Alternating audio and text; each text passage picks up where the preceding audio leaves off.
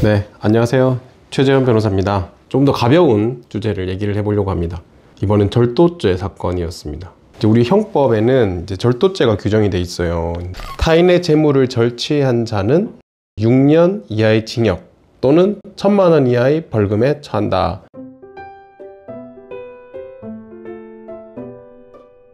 이 사건도 재밌었어요. 이 사건 내용은 뭐냐면 남자분인데 담배를 사러 마트에 간 거예요. 그냥 담배 보루를 이렇게 가져 나올 수 있게 돼 있는 곳, 그런 마트였는데 이제 담배, 내가 원하는 담배 그래가지고 한 보루 집어들고 맞다, 마트 온 김에 다른 것도 좀 사야겠다 라고 생각이 든 거예요. 이 담배 들고 있는 게 손이 거추장스러우니까 이제 청바지를 입고 있었는데 청바지 뒷주머니에다 넣은 거죠. 이렇게 딱 넣어놓고 또 다른 걸 사러 가요. 이렇게 면도날이 떨어졌지. 면도기 맞다, 이것도 사야 돼. 그래서 한 두세 개 더 손에 든 거예요. 이렇게 이제 들고 계산을 하러 갔어요. 청바지에 이제 담배 넣는 걸 까먹은 거예요, 이 사람이. 그래가지고 계산 들고 있던 것만 계산을 했어요. 이렇게 룰루랄라 이제 갔죠. 며칠 지났어요. 이제 아마도 그 마트에서는 뭔가 물건이 비니까 이게 안 맞아, 재고가 안 맞잖아, 어떻게 된 거야.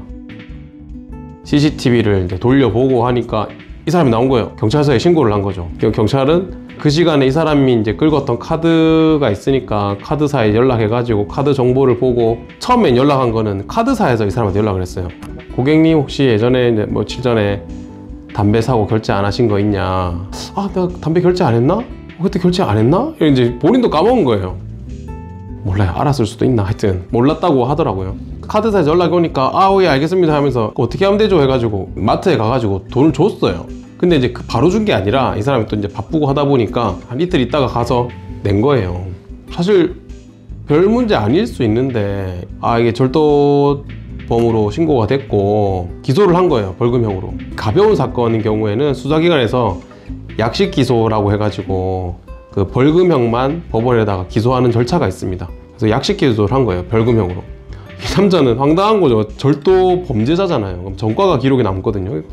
아니 나는 이거 훔치려고 한 것도 아니고 계산을 하려고 했는데 내가 깜빡한 거다. 저를 찾아왔어요. 어떻게 해야 되냐. 이제 그러면 이 벌금형으로 약식 기소된 경우에 뭔가 좀 억울하다, 재판을 좀 정확한 재판을 좀 받고 싶다라고 하면 정식 재판 청구를 할 수가 있거든요. 정식 재판 청구를 했어요. 이제 재판이 진행이 됐죠.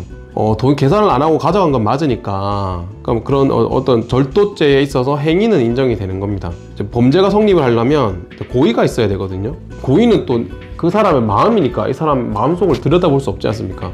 고의의 입증은 일반적으로 간접적인 증거, 그때 당시의 정황 증거 등등을 통해 가지고 추론할 수밖에 없어요. 사실 쉬운 재판은 아니죠.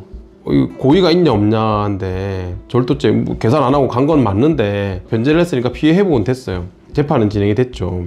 제가 변론했던 요지는 CCTV 영상을 보니 뒷주머니에 담배 보루를 넣으면 아시잖아요. 담배 안 피시나요? 저도 안 펴요. 하여튼 담배 보루가 한 이 정도 된다 치면 이게 청바지에 뒷주머니에 넣으면 절반 이상이 나와 보여요. 만약 이 사람이 진짜 뭔가 훔치려고 마음을 처음부터 먹었다면 다른 데 숨겼겠죠. 옷 안에 감췄던지 아니면 가방이 있으면 가방에 몰래 넣었던지.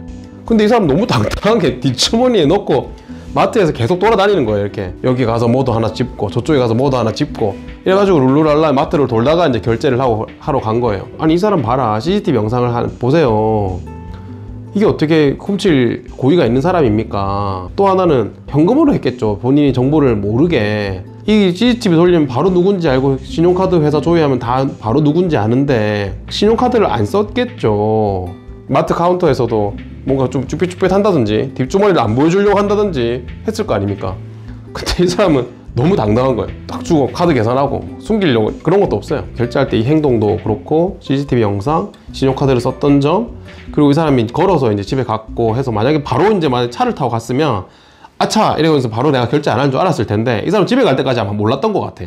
훔칠 때 당시에 고의는 없었다라고 주장을 했고 여러 가지 변론을 했습니다. 해서 결론적으로는 무죄를 받았어요. 단순한 실수긴 해도 그게 형사처벌 받을 정도는 아니잖아요. 수사를 받고 벌금을 내게 되면 이게 전과 기록이 남는데 전과자로 이제 낙인 찍히는 거는 막아야 되겠다 싶어서 열심히 그때 변론을 했던 기억이 있습니다. 절도죄가 이제 성립하려면 모든 범죄는 마찬가지지만 실행의 착수에 이르러야 돼요. 우리나라 판례는 어떻게 보고 있냐면 어떤 타인의 점유에 있는 물건 그 배제하는데 엄청 굉장히 밀접한 행위를 시도하는 그 자체를 실행에 착수했다고요. 실행에 착수가 인정이 되면 중간에 그만두더라도 미수범은 될 수가 있어요.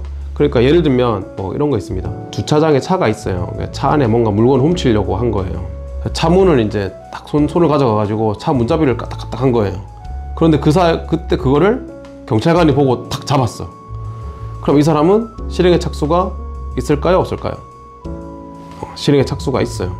밀접한 행위라고 했잖아요. 물건을 훔치기 위한 그 밀접한 행동을 한 거죠. 이 안에 있는 물건을 훔치기 위해서 차를 까딱까딱 했던. 잡혔으니까 이제 미수겠죠. 이제 범죄가 종료했을 때 이제 기수에 이르렀다 그러거든요. 타인의 점유를 완전히 배제하고 내 점유로 가져오는 정도까지 이르려면 기수에 이르렀다고 해요. 범죄가 종료됐다고 하는 거죠. 그러니까 방금 이 자동차 사건에서 만약 이 사람이 문을 열고 그 물건 안에 있는 걸 물건을 꺼내 가지고 들고 이제 한 몇 걸음 걸어갔다. 이러면 이건 이미 기수인 거죠. 다른 이 차 안에 놔뒀던 그 사람의 점유를 배제하고 오로지 내 점유 속으로 가져온 거잖아요. 기수범, 절도범 이렇게 봅니다. 훔칠 고의가 있었다. 담배를 한 보루를 뒷주머니에 탁 넣었을 때 이제 실행에 착수는 있고, 그 다음에 이제 룰루랄라 나가서 마트를 이제 빠져나가 버리면 이제 당연히 기수가 되겠죠. 재미있는 사건이었고, 이런 경우도 있을 수 있어요. 실수로 만약에 이제 절도 이런 일이 있으면 안 되겠지만 있다면 이제 고의 여부 이런 것들이 크게 쟁점이 될 수 있습니다. 이런 문제가 생긴다면 법률 전문가한테 자문을 받으셔야겠죠. 오늘 설명은 여기까지 하겠습니다. 감사합니다.